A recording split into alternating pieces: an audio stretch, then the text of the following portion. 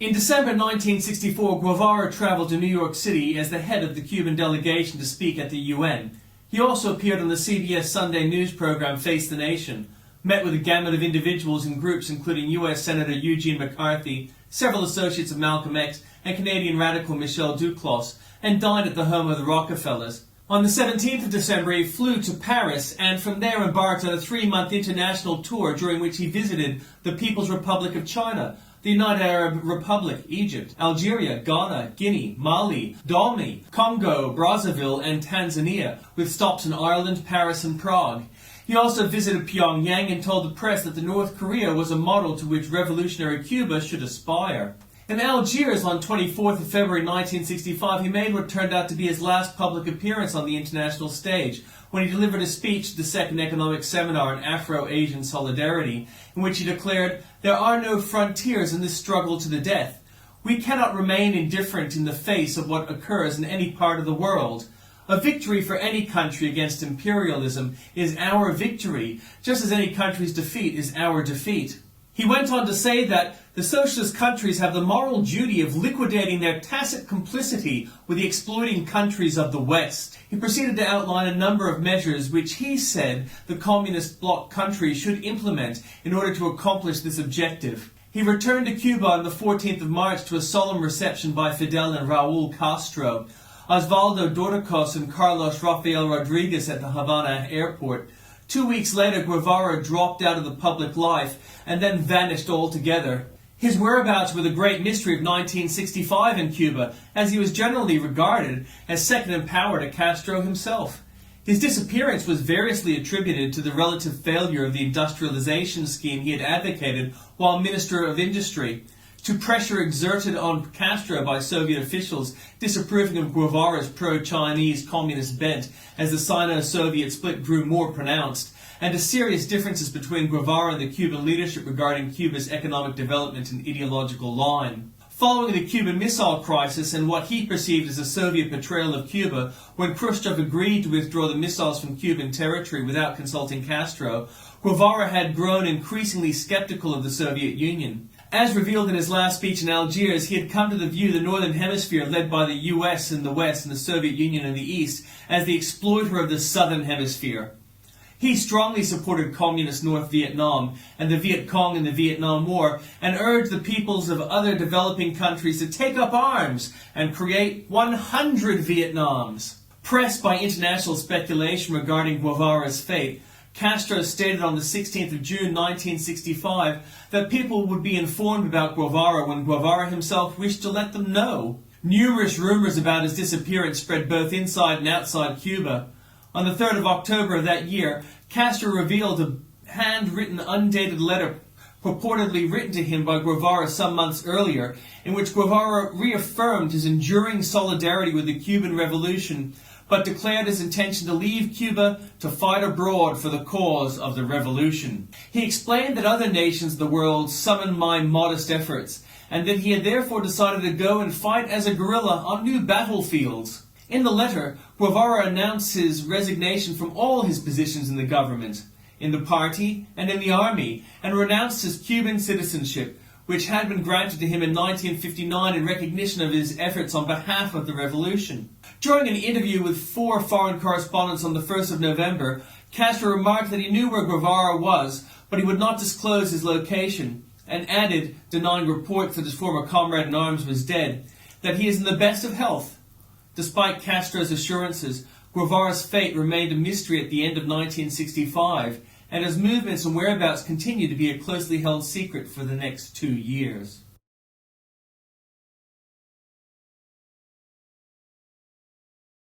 During their all-night meeting on March the 14th, March the 15th, 1965, Guevara and Castro had agreed that the former would personally lead Cuba's first military action in sub-Saharan Africa. Some sources state that Guevara persuaded Castro to back him in this effort, while other sources maintain that Castro convinced Guevara to undertake the mission, arguing that conditions in the various Latin American countries that had been under consideration for the possible establishment of guerrilla focos were not yet optimal. Castro himself has said that the latter is true.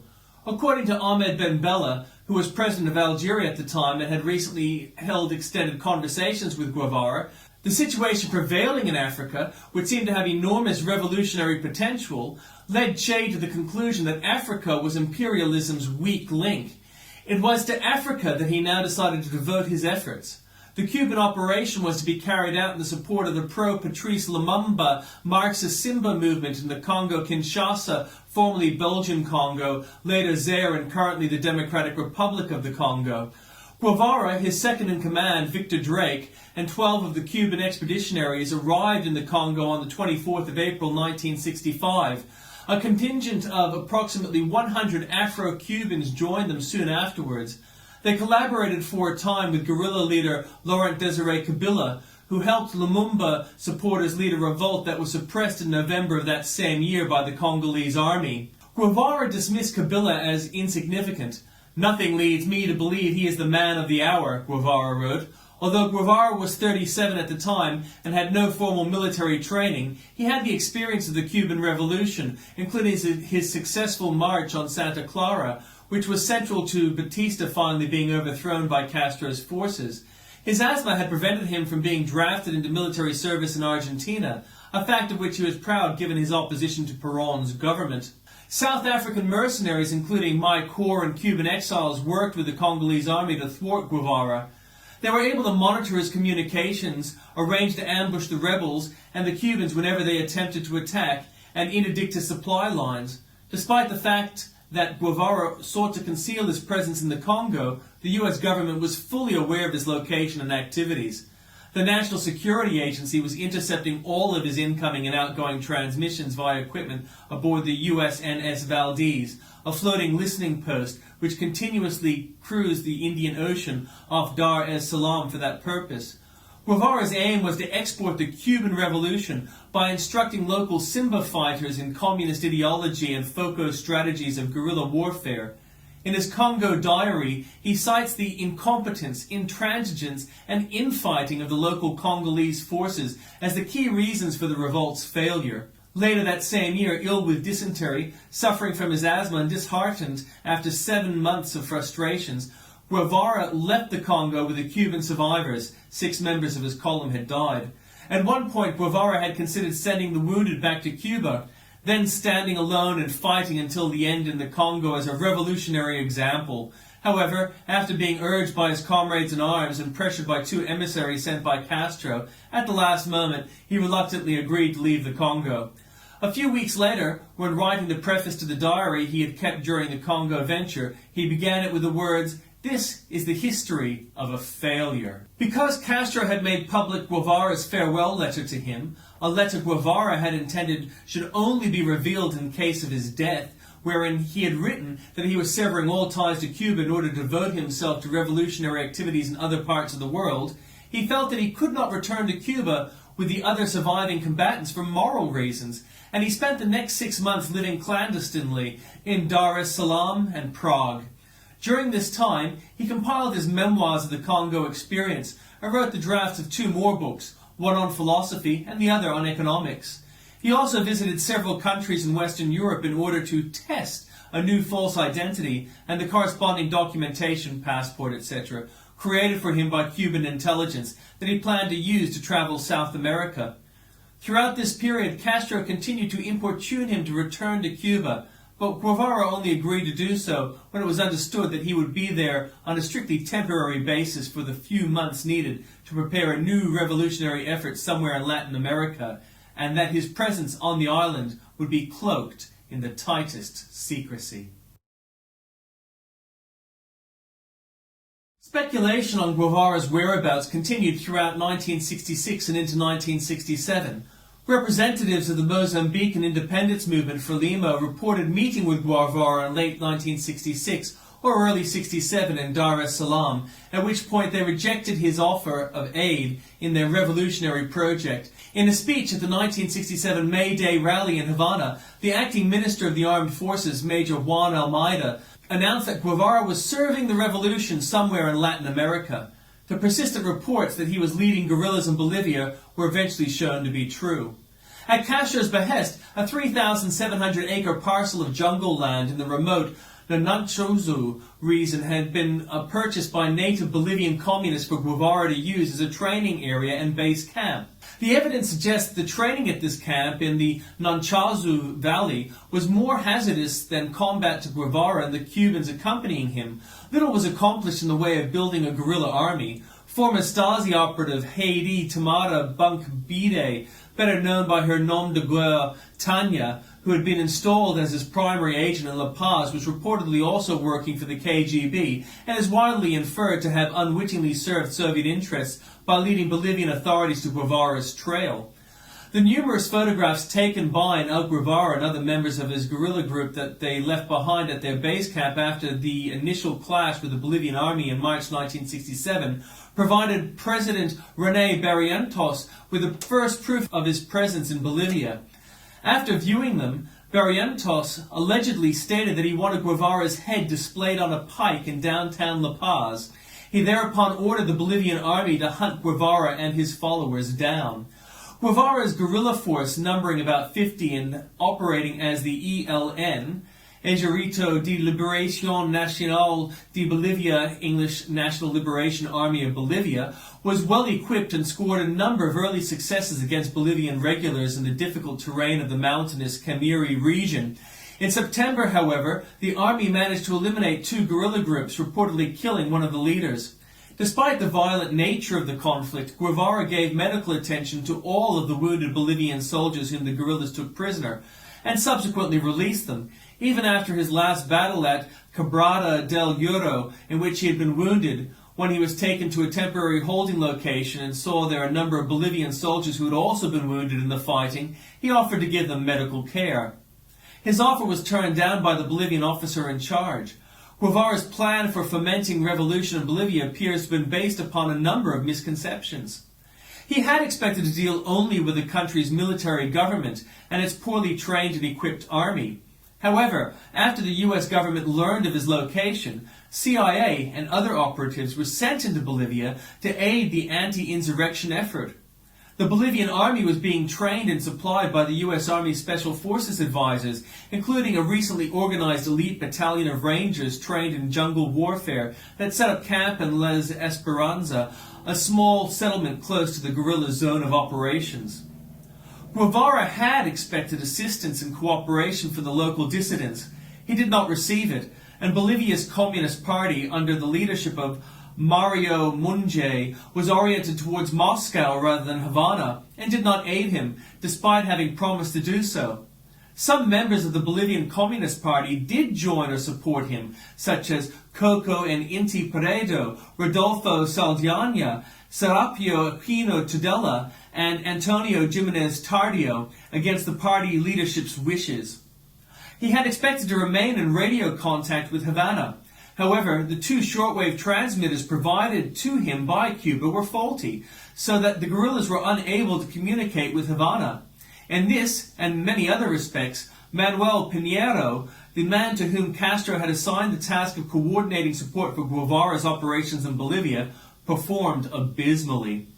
To further complicate matters, some months into the campaign, the tape recorder that the guerrillas used to record and decipher the one-time pad-encoded radio messages sent to them from Havana was lost while crossing a river, making decoding such messages more difficult. In addition, his penchant for confrontation rather than compromise appears to contribute to his inability to develop successful working relationships with local leaders in Bolivia, just as it had in the Congo. This tendency had surfaced during his guerrilla warfare campaign in Cuba as well, but he'd been kept in check there by the timely interventions and guidance of Castro. The hunt for Guevara in Bolivia was headed by Felix Rodriguez, a CIA agent who previously had infiltrated Cuba to prepare contacts with rebels in Escambray Mountains and the anti-Castro underground in Havana prior to the Bay of Pigs invasion, and had been successfully extracted from Cuba afterwards. The Bolivian Special Forces were notified of the location of Guevara's guerrilla encampment by an informant. On the 8th of October, the encampment was encircled and Guevara was captured while leading a detachment with Simon Cuba Sarabia in the Quebrada del Oro ravine. According to some soldiers present at the capture during the skirmish as they approached Guevara, he allegedly shouted, "Do not shoot! I am Che Guevara, and worth more to you alive than dead." Upon hearing of Guevara's capture, Rodriguez relayed the information to CIA headquarters at Langley, Virginia via CIA stations in various South American nations. Barrientos promptly ordered his execution upon being informed of his capture. Guevara was taken to a dilapidated schoolhouse in the nearby village of La Higuera, where he was held overnight. Early in the next afternoon, he was executed.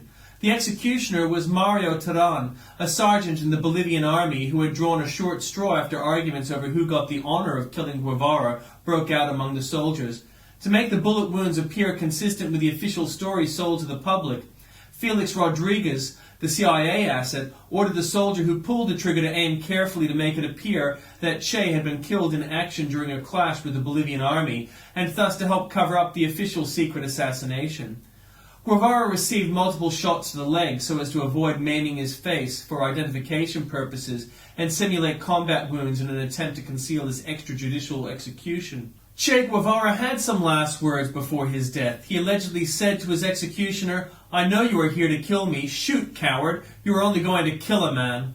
Another alleged comment was, "Do you know who I am? Do you know what I'm worth?"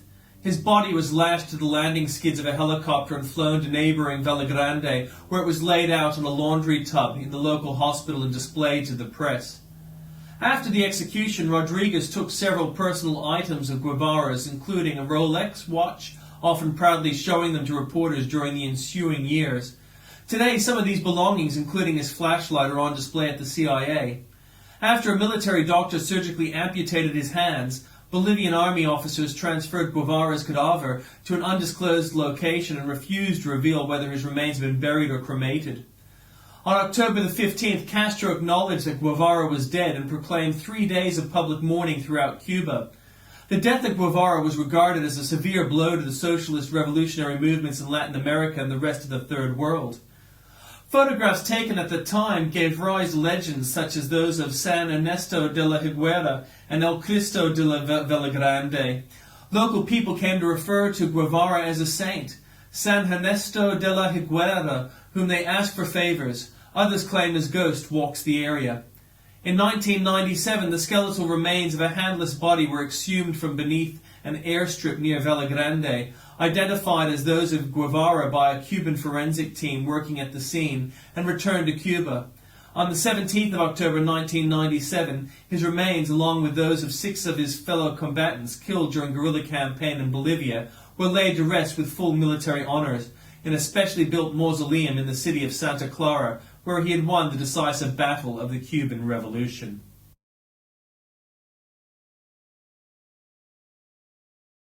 Also removed when Guevara was captured was his diary, which documented events of the guerrilla campaign in Bolivia. The first entry is on November the 7th, 1966, shortly after his arrival at the farm in Nanchalzo, and the last entry is on October the 7th, 1967, the day before his capture. The diary tells how the guerrillas were forced to begin operations prematurely due to discovery by the Bolivian army, and explains Guevara's decision to divide the column into 2 units that were subsequently unable to re-establish contact, and describes their overall failure. It records the rift between Guevara and the Bolivian Communist Party that resulted in Guevara having significantly fewer soldiers than originally anticipated. It shows that Guevara had a great deal of difficulty recruiting from the local populace, due in part to the fact that the guerrilla group had learned Quechua rather than the local language, which was Tupi-Guarani. As the campaign drew to an unexpected close, Guevara became increasingly ill. He suffered from ever-worsening bouts of asthma,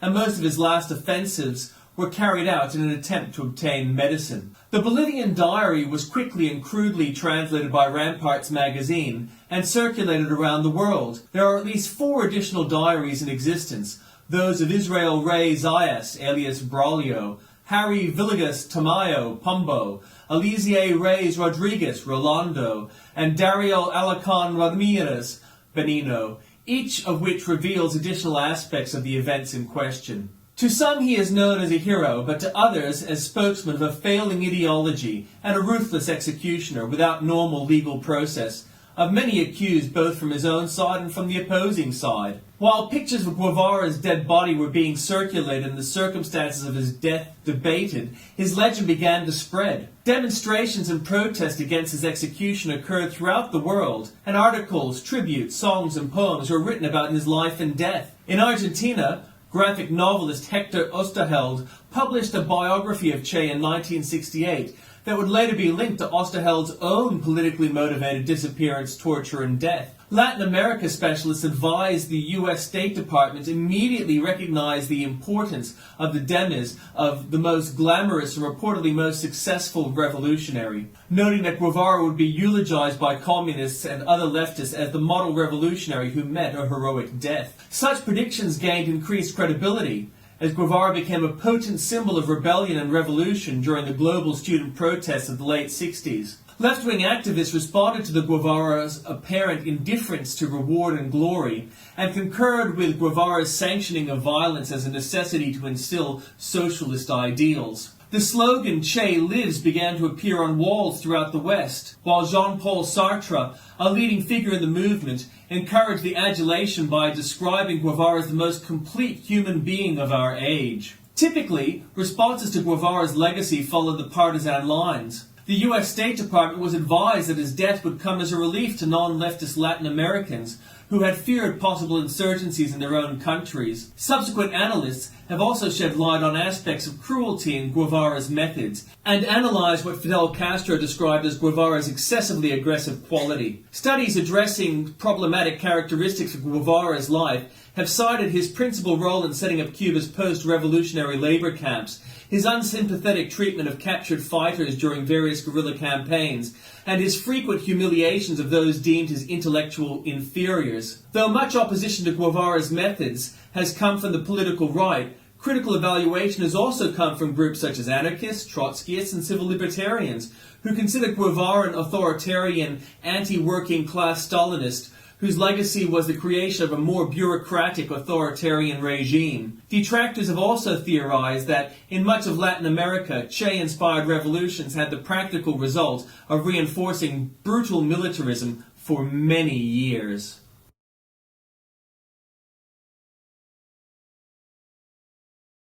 In Cuba, Guevara's death precipitated the abandonment of guerrilla warfare as an instrument of foreign policy, ushering in rapprochement with the Soviet Union and the reformation of the government along Soviet lines. When Cuban troops returned to Africa in the 1970s, it was part of a large-scale military expedition, and support for insurrection movements in Latin America and the Caribbean became logistical and organizational rather than overt. Cuba also abandoned Guevara's plans for economic diversification and rapid industrialization, which had ultimately proved to be impracticable. In view of the country's incorporation into Comecon system, as early as 1965, the Yugoslav communist journal Borba observed that many half-completed or empty factories in Cuba, a legacy of Guevara's tenure as Minister of Industries, standing like sad memories of the conflict between pretension and reality. The Cuban state continued to cultivate Guevara's cult of personality, constructing numerous statues and artworks in his honor throughout the land, adorning schoolrooms, workplaces, public buildings, billboards, and money with his image. Children across the country began each school day with the chant, "Pioneers por el comunismo, seremos como el Che." Pioneers for communism, we will be like Che. Guevara's mausoleum in Santa Clara has become a site of almost religious significance to many Cubans, while the nation's burgeoning tourist industry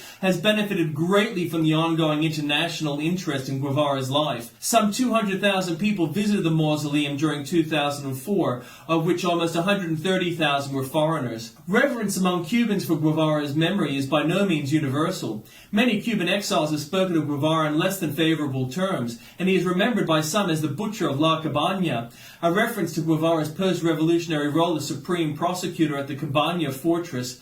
The epithet was repeated by Cuban-born musician Paquito de Rivera, who wrote an open letter castigating fellow musician Carlos Santana for wearing a t-shirt displaying Guevara's image to the 2005 Academy Awards ceremony. Similar sentiments have been shared by Cuban-American actor and director Andy Garcia, who stated in 2004 that Che has been romanticized over the years but there's a darker side to his story. He looks like a rock star, but he executed a lot of people without trial or defense. Garcia's 2005 film The Lost City, which was reportedly banned in several Latin American countries, portrayed the ruthless brutality at the heart of Cuban revolution. Actor Che Garcia as Guevara is shown casually shooting wounded Batista foot soldiers where they lie. In Latin America, the failures of the neoliberal reforms of the 1990s intensified opposition to the Washington Consensus, leading to a resurgence in support for many of Guevara's political beliefs, including Pan-Americanism, support for popular movements in the region, the nationalization of key industries, and centralization of government. In Nicaragua, the Sandinistas, a group with ideological roots in Guevarism,